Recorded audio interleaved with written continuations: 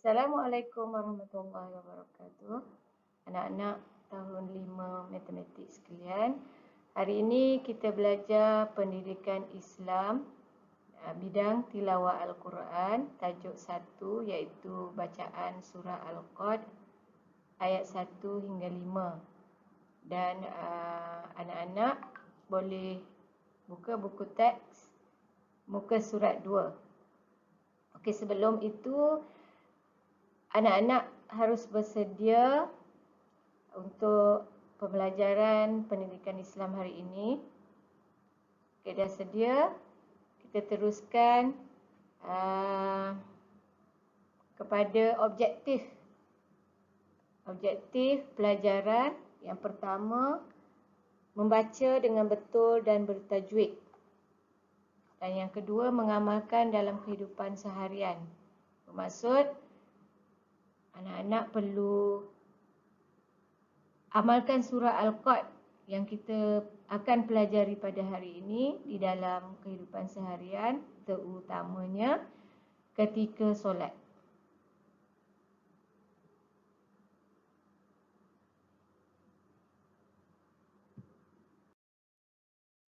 Okey, merujuk kepada surah Al-Qad,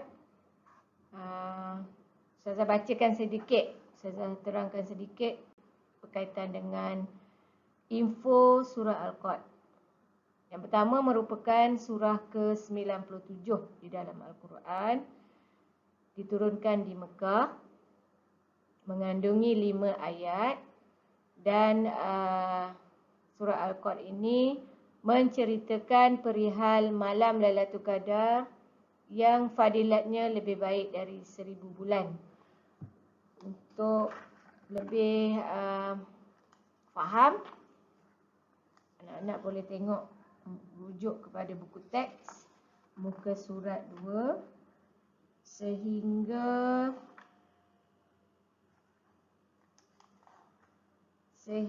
muka surat 5. Okey. Seterusnya kita tengok surah Al-Qad. Okey. Anak-anak juga boleh rujuk kepada buku teks atau Al-Quran. Okey, Ustazah akan bacakan surah Al-Qad satu persatu. Jadi, tolong dengar, perhati, tengok mulut Ustazah. Bagaimana sebutan Ustazah, sebutan setiap huruf, setiap kalimah yang ada di dalam surah Al-Qad ini. A'udzu billahi minasyaitonir rajim. Bismillahirrahmanirrahim. Inna anzalnahu fi lailatul qadr. Saya ulang. Inna anzalnahu fi lailatul qadr.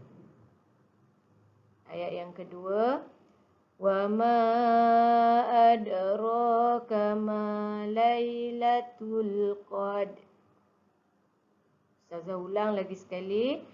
Wa ma adraka ma lailatul qadr. Seterusnya ayat yang ketiga. Lailatul qadri khairum min alfi syahr. Ustazah ulang lagi sekali. Lailatul qadri khairum min alfi syahr. Seterusnya ayat yang keempat. Tanazzalul malaikatu warruhu fiha bi'izni rabbihim min kulli amr. Okey, sekali lagi Ustazah ulang. Tanazzalul malaikatu warruhu fiha bi'izni rabbihim min kulli Dan ayat yang terakhir, ayat yang kelima, salamun hiya hatta matla'il fajr. Sekali lagi Ustazah ulang. Salamun hiya hatta matla'il fajr. Sadaqallahul azim. Baik, kita tengok satu persatu ayat dalam surah Al-Qad ini. Yang pertama, ayat yang pertama kita ulang kaji sedikit berkaitan tajwid. Okey. Kalau kamu rujuk ke dalam buku teks kamu, perkataan inna diwarnakan hijau. Huruf nun itu diwarnakan hijau. Hijau di sini memberi maksud yang Ustazah tunjuk sini tak berwarna, tapi kamu boleh rujuk dalam buku teks kamu memang dah diwarnakan. Nunnya berwarna hijau dan alifnya berwarna merah. Okey, di sini nun itu dibacakan, di atas tu ada tanda syaddah dan dibacakan dengung. Bacaan dengung di sini. Dan alifnya berwarna merah dan ada tanda mad di atas. Ini adalah mad. Alif itu, sebab itu dibacakan inna, panjang di situ. Okey, seterusnya kita pergi kepada Al-Qad. Okey, perkataan Al-Qad. Huruf dal itu diwarnakan dengan biru. Rujuk kepada buku teks kamu. Warna biru memberi maksud huruf qalqalah. Di sini hukum bacaannya adalah qalqalah. Apa itu qalqalah? Maksudnya lantunan. Okey, dengan Ustazah ulang baca. Al-Qad. Sekali lagi. Al-Qad. Okey, boleh? Seterusnya kita tengok ayat yang kedua. Ayat yang kedua, alif itu ditandakan merah. Yang sama macam alif yang ayat 1 tadi. Di sini hukum adalah mad, bacaan panjang. Wa ma, panjang. Okey, seterusnya huruf dal. Dal itu ditandakan, diwarnakan biru. Biru memberi maksud qalqalah. Hukum qalqalah di sini. Wa ma adra. Dalnya ada lantunan di situ. Okey. Dan seterusnya kita pergi kepada huruf Al-Qad, sama macam ayat pertama tadi. Al-Qad, di sini pun sama juga. Dalnya diwarnakan biru. Huruf qalqalah. Dan seterusnya kita pergi kepada ayat yang ketiga. Ayat yang ketiga, begitu juga perkataan Al-Qad. Huruf dal itu diwarnakan biru. Qalqalah di situ. Dan yang seterusnya huruf mim. Khairum min. Okey. Huruf min itu diwarnakan hijau. Hijau memberi maksud dengung di situ. Syaddah. Okey. Baik. Seterusnya kita tengok ayat yang keempat. Tanazzalul malaika. Al-malaika, ada tanda merah. Tanda merah di situ.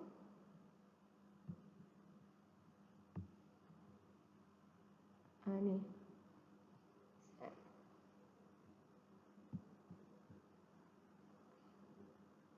Okay, tak apa, kita guna yang ni. Tanazzalul malaika. Ini pun adalah mat di sini. Ini tanda mat, bukan huruf mat, tanda mat. Okey, seterusnya min. Fiha bi'izni rabbihim min.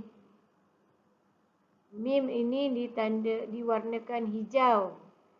Hijau memberi maksud syaddah ataupun bacaan dengung. Okey, yang terakhir, ayat yang terakhir. Salamun hiya hatta matla'il fajr.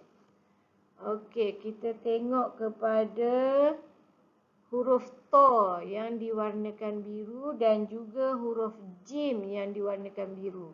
Matla'il fajr. Ini dua-dua huruf ini, huruf ta dan huruf jim adalah huruf qalqalah.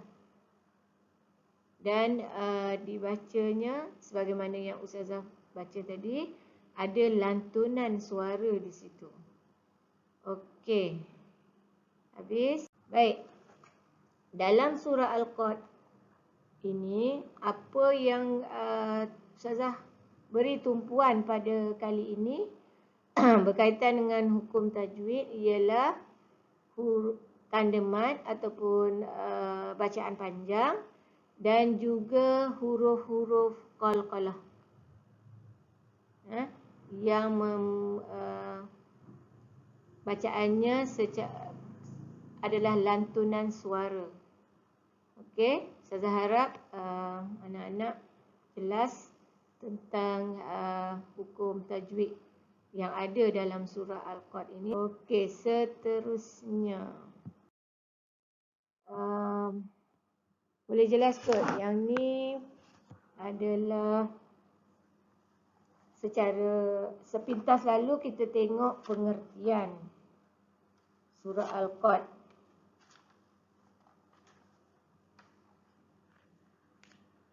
Okey.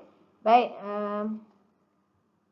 Ayat yang pertama memberi maksud sesungguhnya telah kami turunkan Al-Quran pada malam Al-Qad. Okey. Yang kedua, ayat yang kedua, tahukah engkau apakah malam Al-Qad itu? Okay, ini persoalannya. Dan ayat ketiga, seterusnya ayat ketiga, malam Al-Qad itu lebih baik dari 1000 bulan. Okay, dan seterusnya tengok anak panah. Ayat yang keempat, turun para malaikat dan roh, iaitu Jibril, pada malam itu dengan Tuhan mereka untuk menghantar tiap-tiap urusan. Dan yang terakhir, ayat yang kelima, selamatlah malam itu hingga terbit fajar. Okey, ini secara ringkaslah pengertian surah Al-Qad, ayat-ayat di dalam surah Al-Qad. Okey, baik. Seterusnya, okay. Kita dah sampai ke penghujung. Tetapi sebelum itu, Ustazah nak ingatkan anak-anak supaya amalkan surah Al-Qad ini di dalam kehidupan seharian kamu, terutama waktu solat. Cuba baca surah Al-Qad setiap kali kamu solat 5 waktu supaya kamu dapat hafal. Bila kamu ulang baca secara tidak langsung, kamu akan hafal surah tersebut. Okey, sekian. Terima kasih. Jumpa lagi hari Khamis minggu hadapan dengan tajuk yang lain pula. Assalamualaikum warahmatullahi wabarakatuh.